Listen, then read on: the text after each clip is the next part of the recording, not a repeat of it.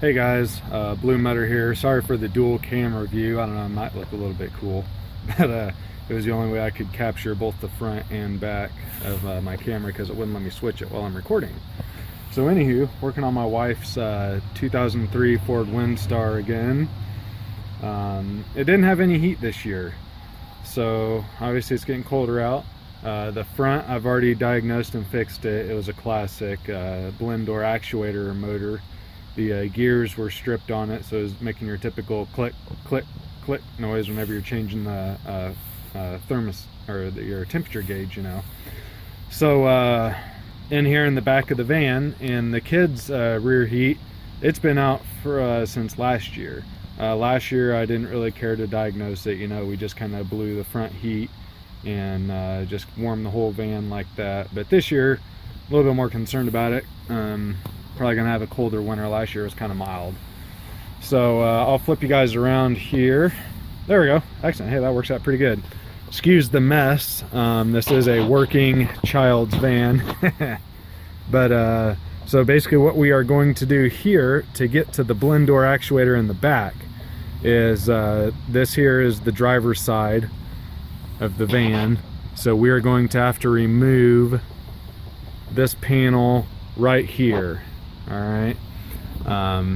So basically what we have to do is we have to, you know, I'm not even really sure what I'm going to take off because I like doing the least work possible, and if it makes it a little bit harder to reach stuff and I don't have to take as much stuff off, then that's what I do.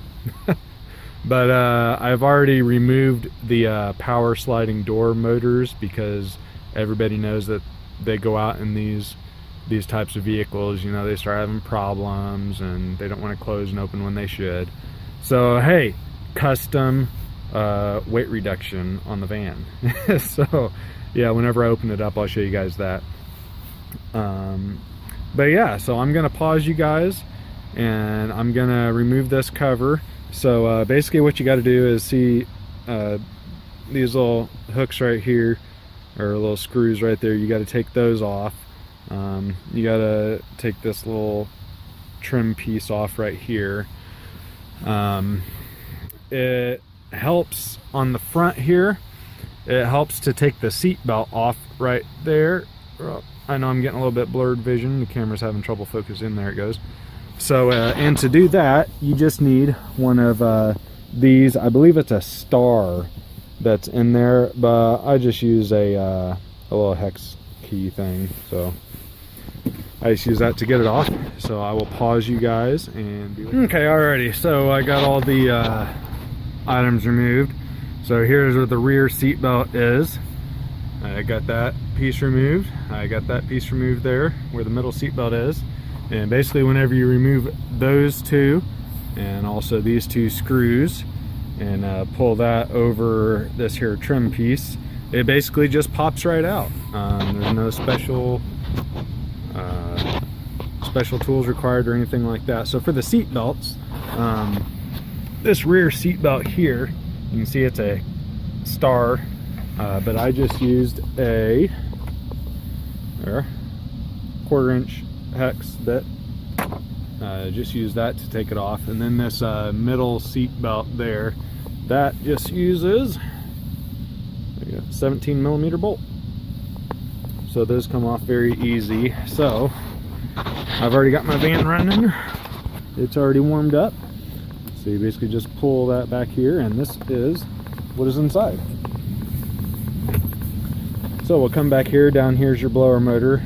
We've got your antifreeze lines or coolant lines, whatever part of the country you're from.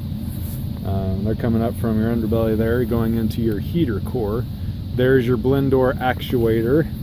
This part is basically your air conditioner, make it cool. So as you guys can see, there's like a big hole right here. That's where the electric door motors were. The cable ran from here through the motor all the way over there, and then we've got some loose cables down here. Basically they weren't working. The sensors on them weren't working. You could push the buttons, it did nothing. So I just got tired of dragging the door every time I opened and closed it, and I just took it off. So I think I removed like 40 pounds or whatever, however heavy those stupid things are. That I just removed them, and hey, custom weight reduction. But so anywho, so diagnosing. All right, let's diagnose why I am not getting heat in the rear. So in the rear of the van. So right here we got our blend door actuator. Okay, now this not only changes how much heat you're getting, but it also changes where the air is being directed to. All right, so we got it over here. So what's it set on now? Heat. So it's blowing it through the bottom vents here, and then it's coming out basically right there. There's only one port for your heat in the rear. If it's set for air conditioning, this thing will rotate and it'll blow cold air from the air conditioner, and it'll put it up top, and then it'll go all through the roof vents up there. All right. Okay, so diagnosing. We've got our blend door actuator here. As you can see, I've marked it with a Sharpie marker. That's a good thing to do. So if you don't know if it's either completely out or you just can't hear the clicking or something like that, you can always mark it like that, and then go up to the front, change it from, if you got it on hot, change it to cold. If you got it from cold, change it to hot, and then come back here and check it again. If it's moved and you can feel air moving throughout the vents in different locations, so like it's coming through the ceiling and now it's coming through the floor, that means that this piece is working. So originally I had thought that this piece was not working. I already ordered the parts, and turns out it is working. So next piece you can diagnose is, granted that your front heat works, which now mine does, we've already talked about that. You can come back here to your antifreeze lines or coolant lines, whatever you want to call them. So right here, this is your inlet. Okay, so it is being pumped from the engine. It is coming up through this line right here. That is your inlet. Whenever you touch it, it should be very, very hot. See, I can touch it, and I mean it's just below the point of where I have to like remove my hand. So I can touch it and hold it, and it's not going to burn me, but it doesn't feel very pleasant. And then you want to compare that to the other line right here. This, I can hold it all day long. I can tell that there's a significant difference. You can go up here, these are going to be hotter because they're not rubber. So you can go over here and kind of touch on this one. This one's pretty hot. I don't think I can't even hold it onto that one. But this one, look at that. I can hold it all day long, okay? So this is a very good indication that my rear heater core is bad. It is clogged. I originally didn't think it was because I took it apart last year when the heat wasn't working and blew some antifreeze through it, and it blew through just fine, but now it's not. So I'm going to order one of those heater cores right there, and I'll be back with you guys whenever I change it out, and so we'll pick up the video from there. So from then, we'll see you guys later when we get it fixed. Alrighty guys, we are back here working on 2003 Ford Windstar. Problem is rear heat, so I'm just continuing the video here. So we've already taken off the driver's side door panel. I've already diagnosed it as a bad heater core. It's pretty clogged. So remember, we've got our intake line here that is hot, and then our output line here, which is going to be a little bit cool.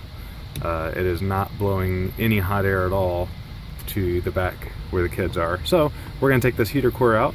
We're going to use an 8mm socket here on just a little screwdriver. These things are plastic, so don't be ratcheting on these. You're going to strip it out and everything, cause more headache. So I will take that off. Okay, I've also disconnected the blend door actuator right here. It sits in right there. It's just 3 8mm bolts as well. So we're going to put that up here out of the way. We're going to take this. I've had the van off for a while now, so it is not hot at all. We're going to take our heater core, get these things out of the way. Just going to pull it out like so. Alright.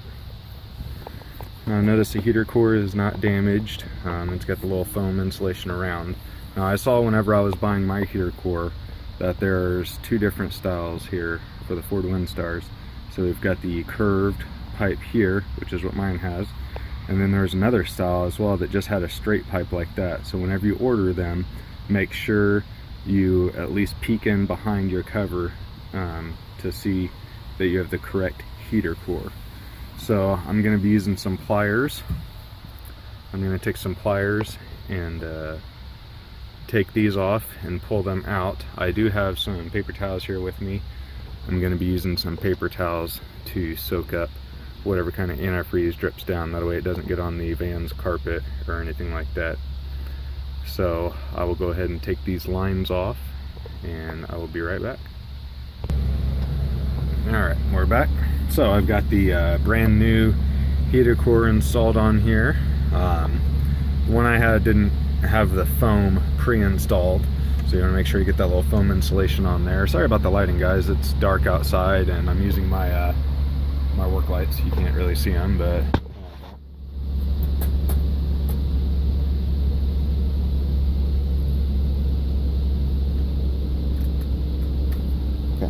well, I guess I've already had one light go out already. Just bought the thing. So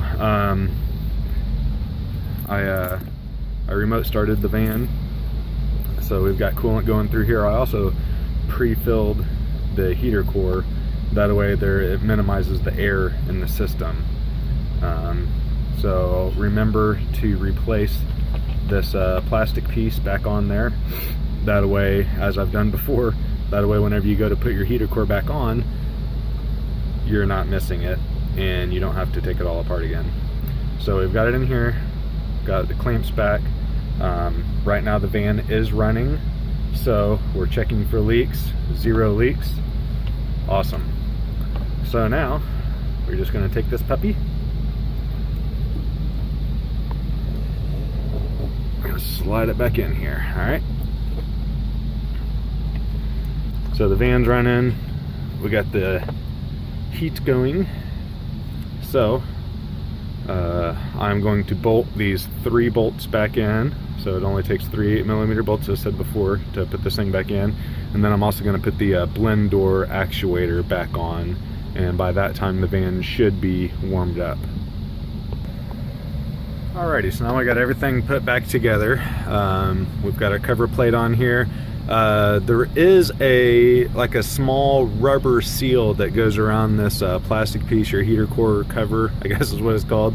It kind of helps keep the air inside there, so the blower doesn't blow air just behind the plastic cover, like the what do you call it, cosmetic cover or whatever for the inside of the van. But I really didn't care to replace it. It's mostly intact. I'm not going to replace it just because who cares, you know what I mean? So there is like a small air coming through right in here, but like I said, I really don't care. It's not that much, and this is a 2003, so even though I try to fix things the correct way, sometimes it doesn't matter, you know? So we've had the van running for a couple of minutes now. It is not up to operating temperature yet. The temperature gauge has not even moved. However, I'm feeling this line. This line is very warm, and I'm feeling this line, the output, you know, remember? So before it was very, very cold. Now it is very, very warm. I wish I had a temperature gauge, like one of those little laser ones. You can just shoot at it and read it. It'd be great for you guys to see, but I guess you just have to take my word on it that it's warm. So we've, and if you don't want to keep your van running long enough, you can touch these. So before, remember how I could barely touch this one? So still I can barely touch this one. It's not even up to operating temperature, but yeah, that's hot. I can't keep my hands on it. This one, remember, I could hold it all day long, the output right here.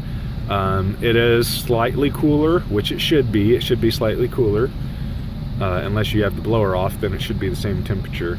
But I mean, it's hot, but I can hold on to it, but it's still hot, and that's what's important, because that means we fixed the problem. So, huzzah. Another thing you can do is down here, this is your floor vent. That's the only vent that puts out heat for the rear. So just stick your hand in front of there, and if it's warm or hot, then there you go. You have fixed the problem. So we have fixed the problem. So huzzah again. So there you go. Now what I'm going to do from here is I won't bore you with the putting together everything back. So what you got to do from here, you've got everything is functioning now. Everything is back together, put in place. Excellent work. We have fixed our heater core problem, and now the kids can stay warm for the winter time. Now what we need to do is we need to get our little panel back on. You stick it back on there.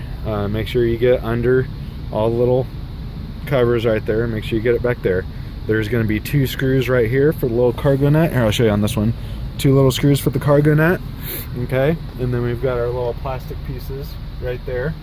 One goes over this seat belt, the next goes over this seat belt, and there is a screw that goes right in there. So you're going to replace that screw, and then you're going to put the seat belt covers back on. Once you get all that done, you're finished with your job, and you can go about your day. So there you go. There's how to replace a rear heater core 2003 Ford Windstar. Blue Mutter out.